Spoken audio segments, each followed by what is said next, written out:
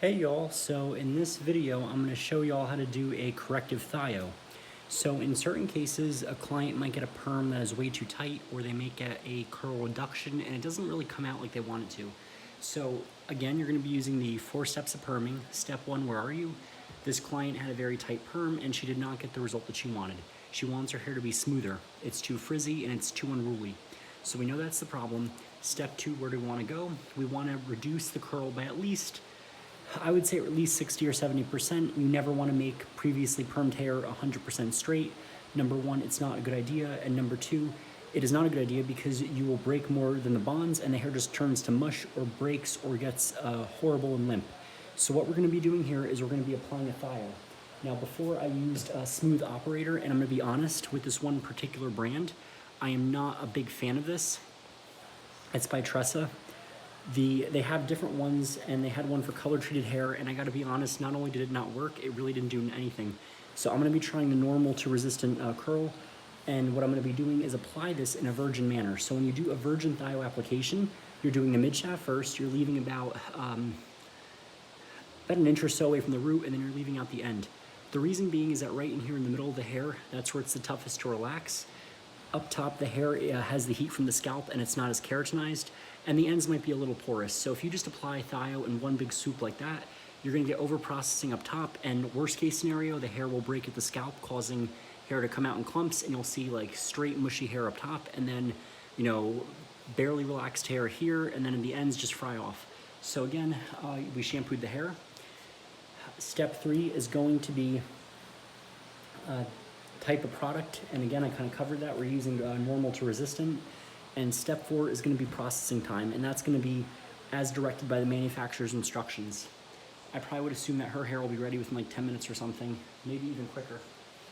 So I'm going to start off by getting gloves, and again, you really want to work quickly with this. You want to ask the client a whole bunch of things. If the client had a perm and she doesn't know what she used, I would say do a strand test, or don't do the service, because if she used a hair relaxer thinking that that was fine, that can cause massive damage by combining these two chemicals. Remember, thio is a perm, sodium hydroxide is a metal.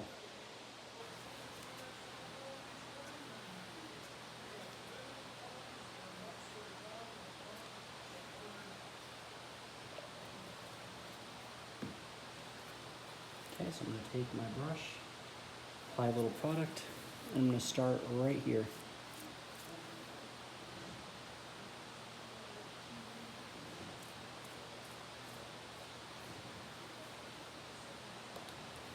Move on to the next one.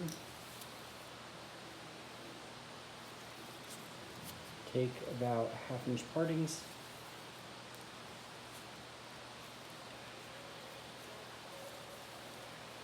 And work precisely. And again, you gotta remember that thio, while it is gentler than a relaxer, it still is a chemical that is capable of causing quite a bit of damage if not used properly. So always follow the manufacturer's instructions and be sure that the product is being applied correctly.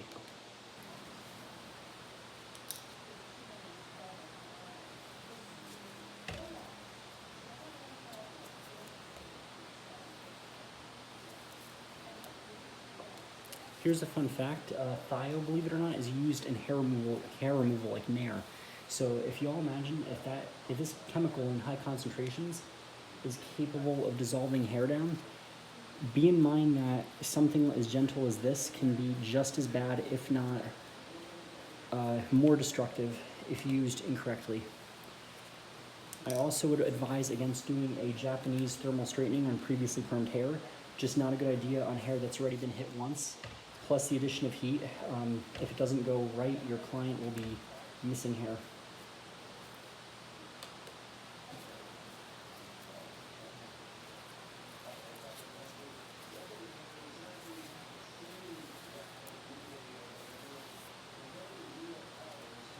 I'm applying this a little bit differently, only because the mannequin is a used one. So also I want to tell everyone, please, if you have not subscribed to this video and share, and if possible, consider leaving a tip, because all of the money that I get on YouTube goes for me furnishing new mannequins, new products, so I can do these amazing videos with y'all.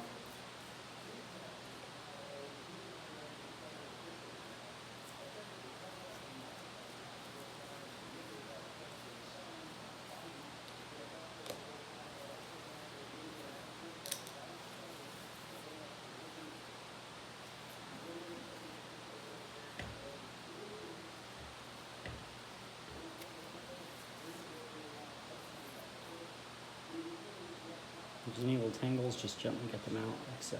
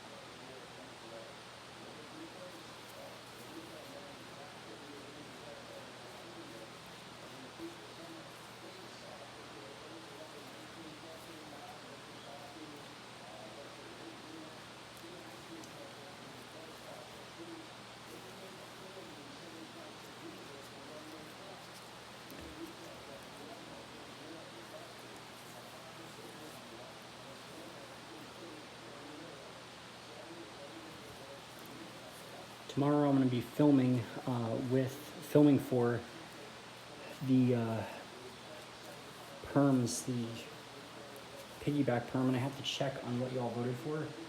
It was actually funny as heck because originally it was like 50-50, so I'm like, oh wow. So I filmed one of them, and I think I just have to film one more.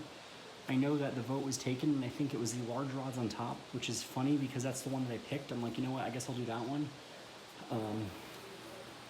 So that was pretty funny how that happened. Okay, so now that we've applied at the mid shaft and ends, I'm going to go back, and I don't want to lay this hair over here because that hair was treated with something else, so I'm going to do this a little bit differently. I'm going to go back in and I'm going to apply at the regrowth and at the end of the hair.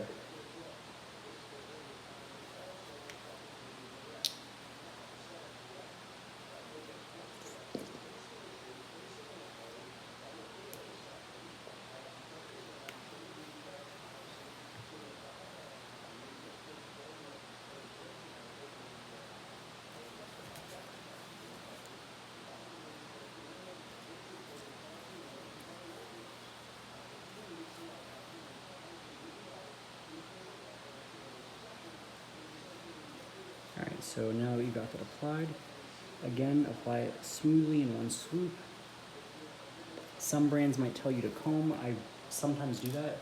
However, with this type of relaxer, I think it's going to work pretty quickly without me doing that. So I'll do this.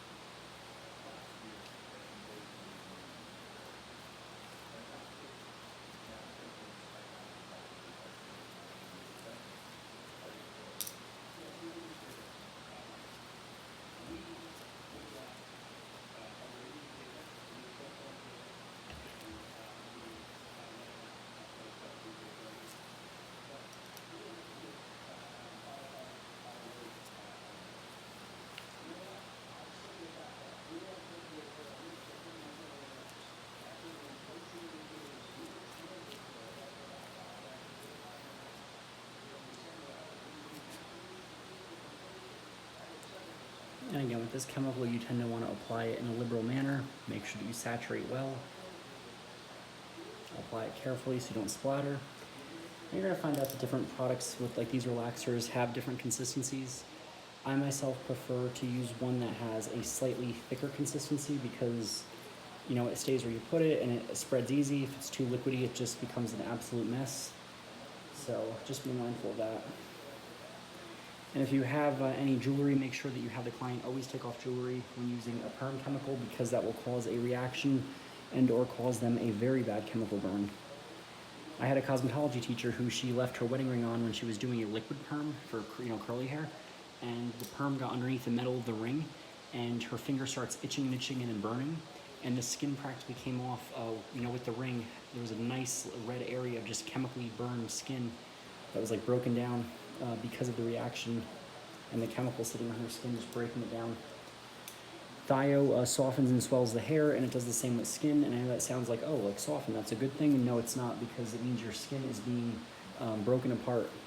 If you remember, alkalins swell the hair, and it basically swells it to where the hair just explodes, where acids kind of constrict until it melts. So that's how you kind of envision these chemicals as working. I know, pretty scary images to imagine, but that's the interesting part of chemistry.